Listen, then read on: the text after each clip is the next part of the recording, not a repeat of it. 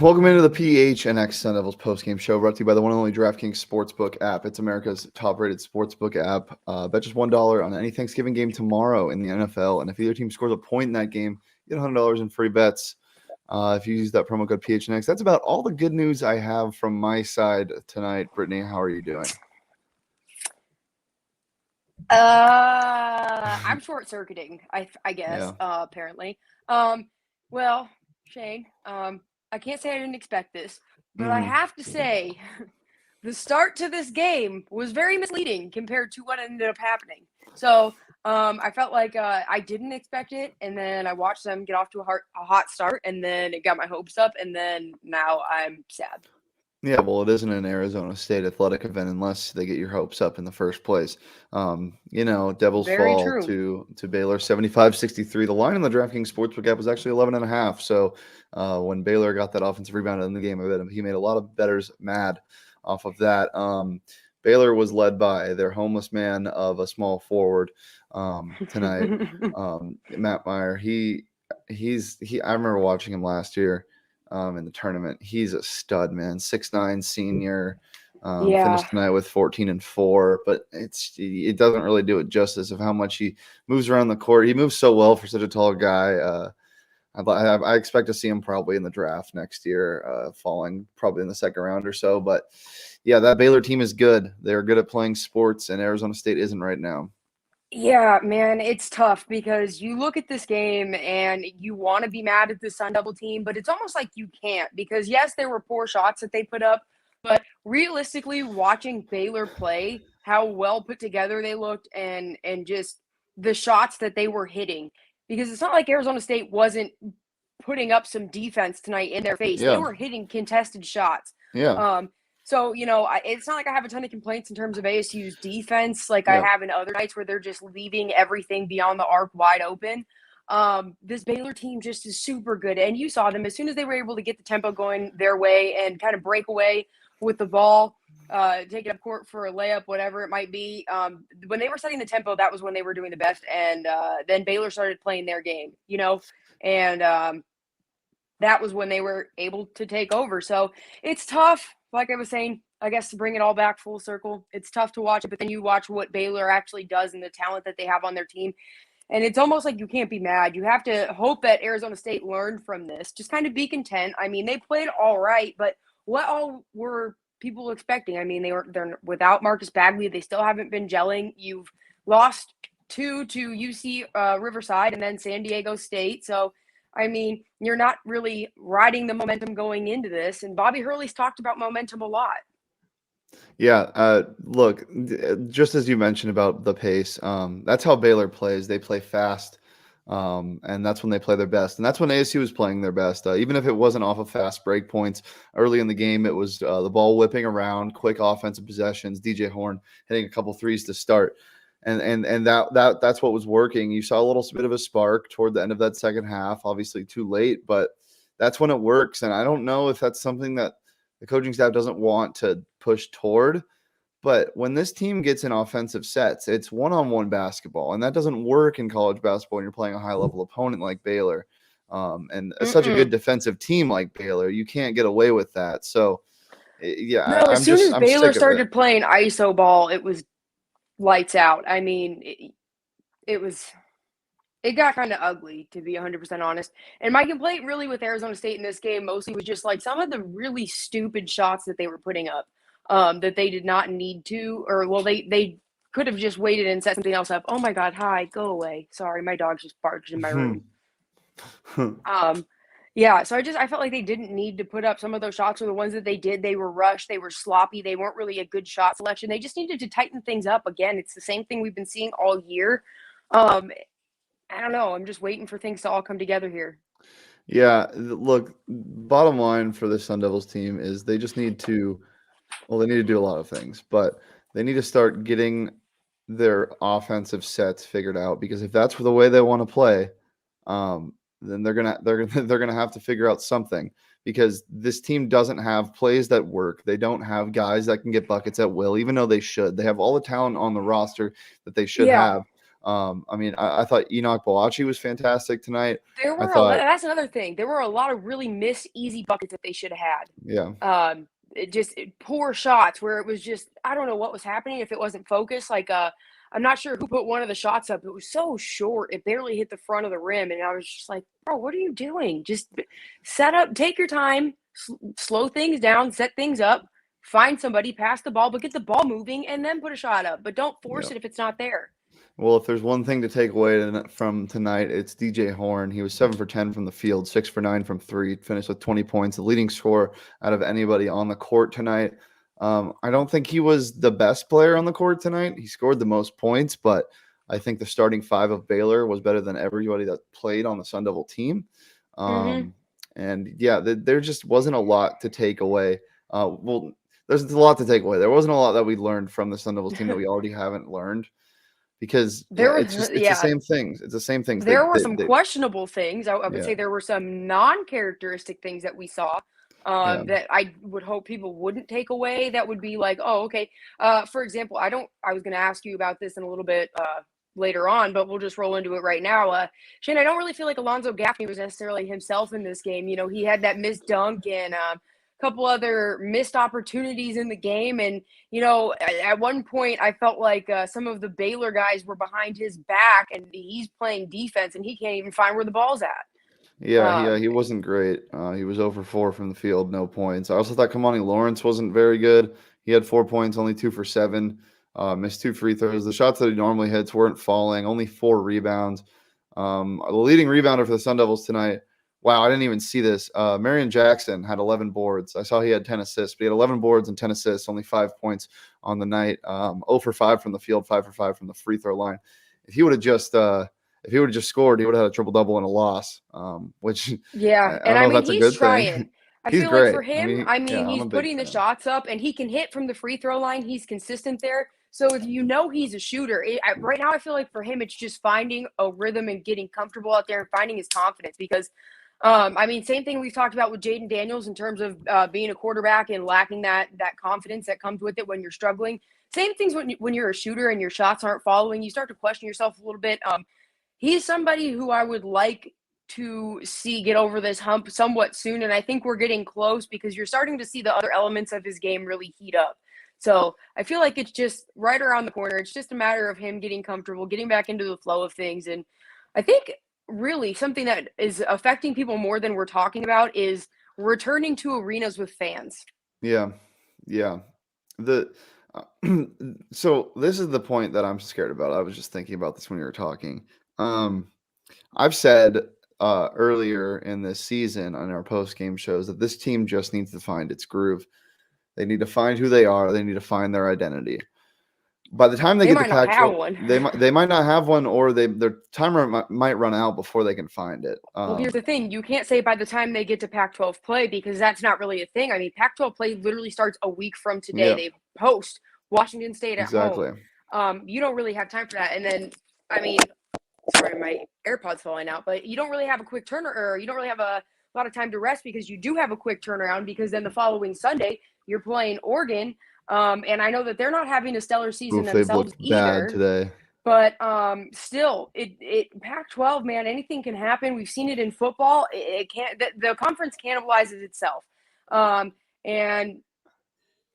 you got to get this stuff figured out. And I know that Bobby Hurley's biggest thing has been that he doesn't shy away from the tests. He's always pushed his teams, and I think the biggest thing right now is seeing when it's going to come together and gel. And everybody's waiting, and you're chomping at the bit. And just like football, you've been promised this product for so long, and you're waiting to see it. The year you were closest to getting it to come to fruition, everything got yanked out from under you. So I just feel like there's a lot of eyes, a lot of impatience, and just a lot of expectations right now. Yeah, I don't know. Before we get more into that, I do just want to bring up our lyric of the game tonight. I think it's a pretty good one. Lyric of the game. You want to sing the jingle, Brett? Lyric of the game. Lyric of the game. Lyric of the game. Okay, that's enough of that. It's actually just an album. It's not even a song today. It's just "Damn" by Kendrick Lamar. Damn.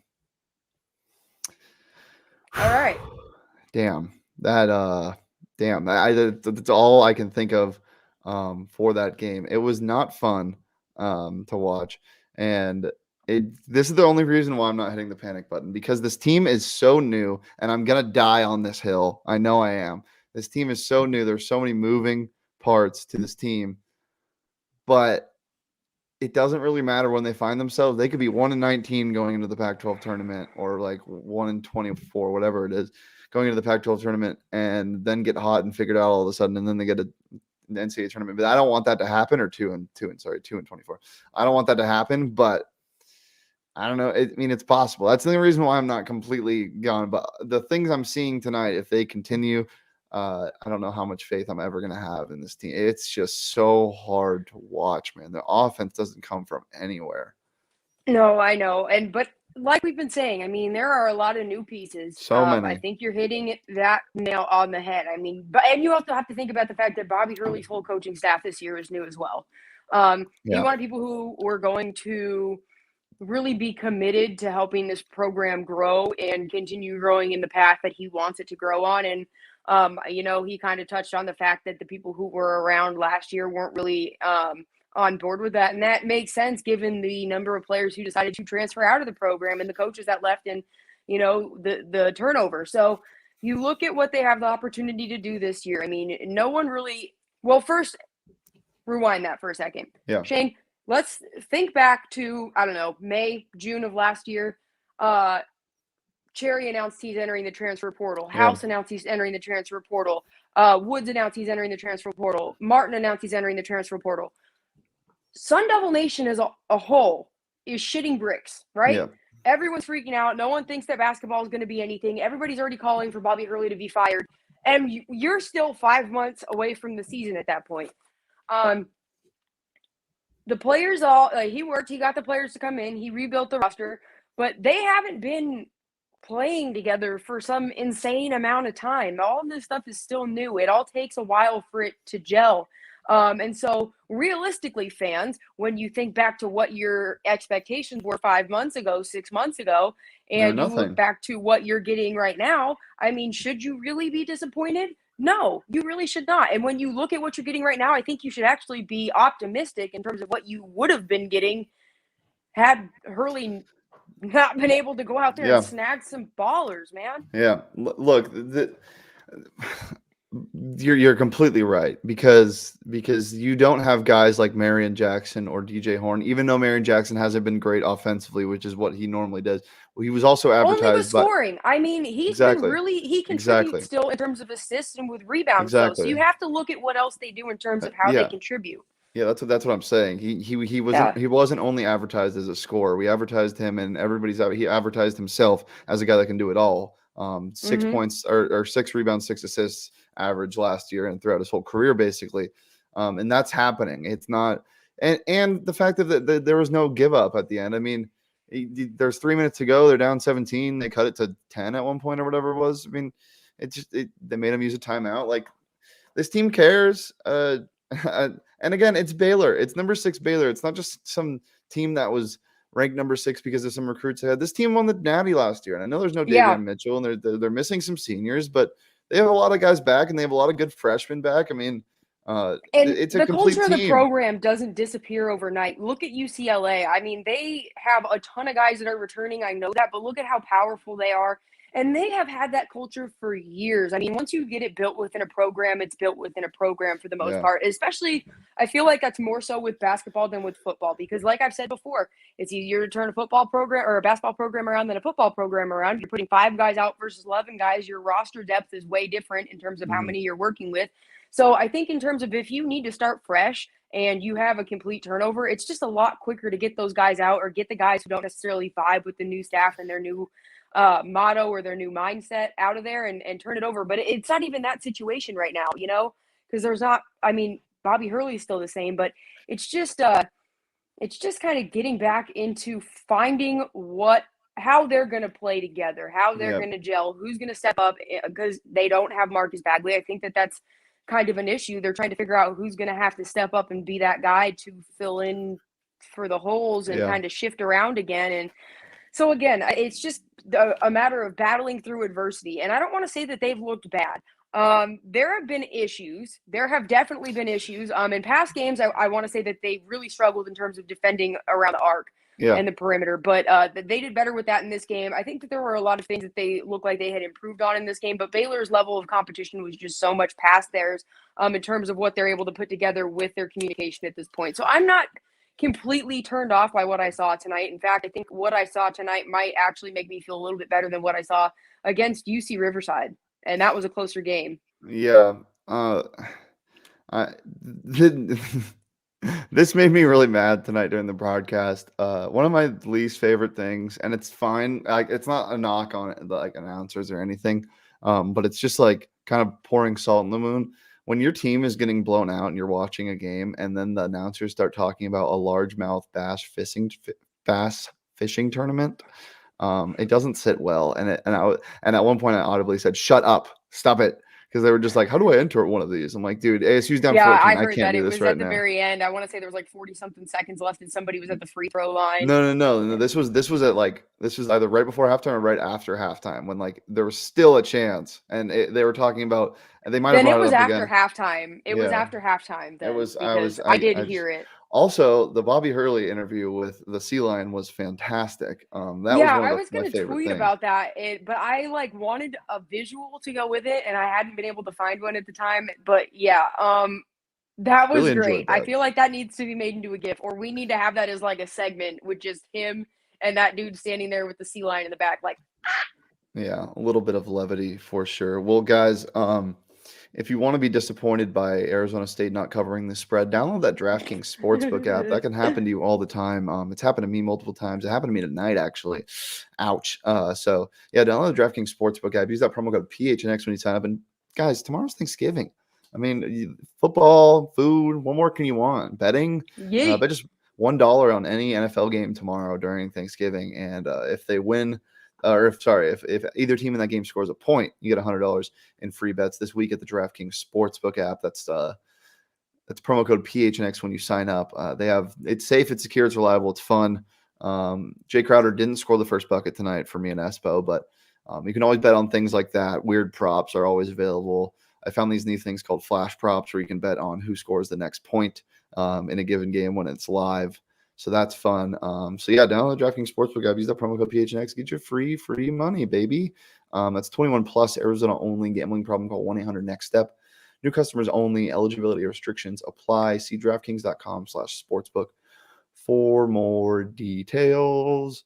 Well, let's get a little more into the team stats rather than the player stats. Look, ASU shot the ball 35% from the field tonight. Not the best, not the worst. Baylor shot the ball 42% from the field tonight, which is solid. But ASU was able to shoot the ball 37% from beyond the arc from three, and Baylor Much shot improved, man. much improved, 33% from three for Baylor, 81% from the free throw line for ASU as well.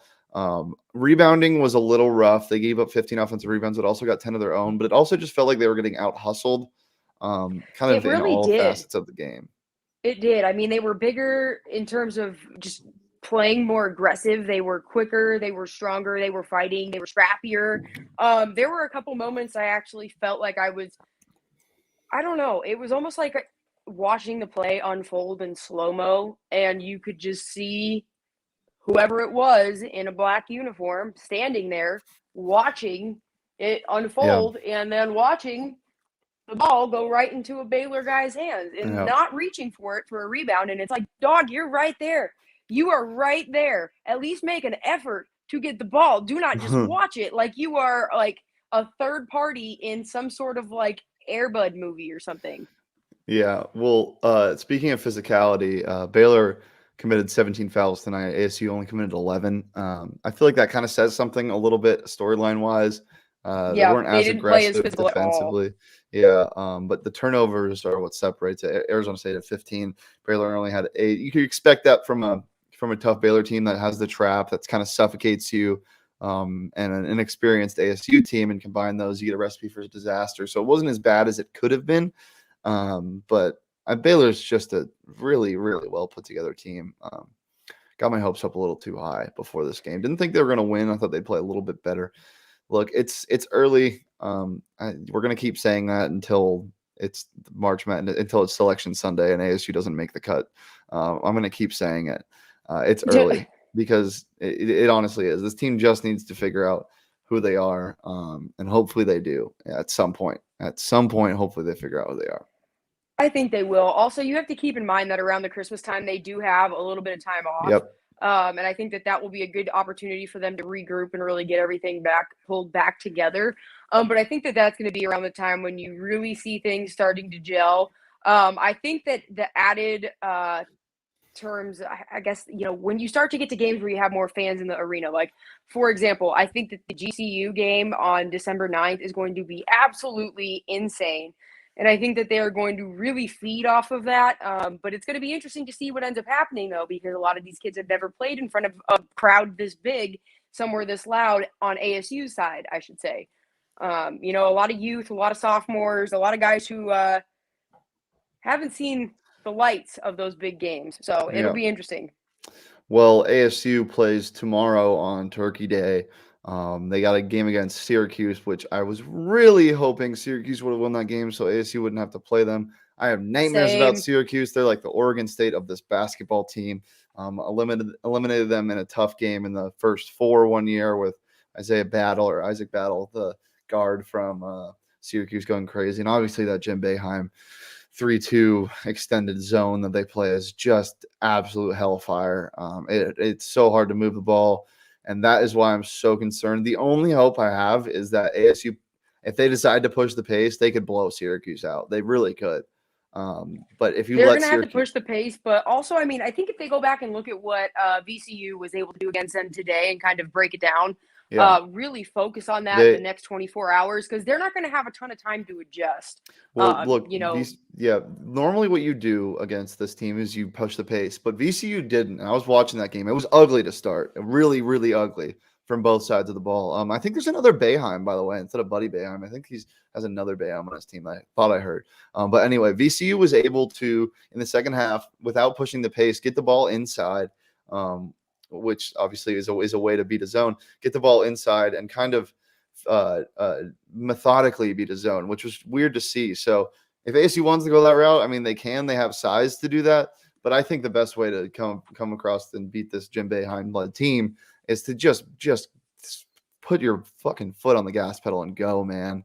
I mean, you got so many athletes on this team, Bobby. Mm-hmm. You have so many athletes. I mean, the bigs can run. The guards can run. Your team plays better when they're running. I don't understand why this team doesn't run. And this would be a perfect situation to do so. He says that, but he's brought that up in press conferences before, though, that he knows this team plays better when they push the pace, and he tells them that, and he tries to get them to push the pace. And instead, he says the guys keep letting the other team bully them into what pace of game they want to play. So, I mean, it's something that he knows. It's something he addresses with the team, but they're still not mentally tough enough to stop that momentum shift or, the ability for the other team to shut them down offensively. So, like I touched on, I mean, you're saying, like, what are you doing? And I know Low Tone Capone had a comment on screen here just before about what are the positives from this that we can take away. One of the positives coming out of this is you have to look at, like we said, Baylor's ranked in the top 10. Last year's national champions. Yeah, they lost some guys, but they're still really, really tough. Arizona State is going to face some really, really tough competition here coming up, not just out of conference, but also in conference. UCLA is going to be an absolute nightmare to face this year. So I think that the fact that you're facing a really experienced team like Baylor early on helps get you prepared in terms of what to expect, especially the younger guys and the guys who maybe came from a smaller school. Not to take anything away from them, but this is playing in the Pac-12 is a little bit different than some of the other conferences, and that's what I'll say. Yeah. Well, I hope they bond a little bit in the Bahamas. It looked really fun. The video that their social team put out. Will we ever get a healthy, complete team on the floor? No, we don't deserve that as fans in general. And plus, it just really isn't good news that Marcus didn't travel, and they just don't know what's going to happen. I wouldn't be surprised if he's shut down. I literally would not be surprised if he's shut down for the rest of the season. See, I don't think that. I don't think it's going to happen. I just wouldn't be surprised at this point. See, I really don't think it's that bad. I think they want to rest him. I think that, the battle for Atlantis was big, but I think that their long-term goal is getting him back and getting him – I think they really want him for that GCU game. So I think they're going to just let him lay low, relax, rest, don't travel to the Bahamas. He has family here. So for him to stay here and not travel to the Bahamas, I'm sure it wasn't the biggest deal. I mean, the university's saving money by him also not traveling as well, So like I said, I'm not surprised. It's not something you want to see, but he was injured. Do you really expect it? I mean, you knew he didn't travel to San Diego State. Would he really go to the Bahamas? Probably not. Even though they broke the trip up, I don't know if I mentioned that. They did stop in Florida for a training day. But I just didn't anticipate he would go. Yeah, definitely. Well, as I said, ASU does play tomorrow against that Syracuse team. That's at 5:30 on ESPN2. We will be coming to you live after the game, even though it's Thanksgiving. The commitment doesn't stop people. Come on. And then also come spend your holiday with us. Yeah, on Friday, win or lose, they will play again. Hopefully, they won't be playing in that 7th place game. They'll either, if they win, they'll be playing at 2:30 Arizona time. If they lose, they'll be playing at 5 p.m. Arizona time on ESPN2, both of those. And those games are to be determined who they would face. We'll get you more coverage on that tomorrow after the Syracuse game. Britt, what are you most excited for tomorrow to eat? Oh my God. My aunt makes the best rolls ever. So her rolls.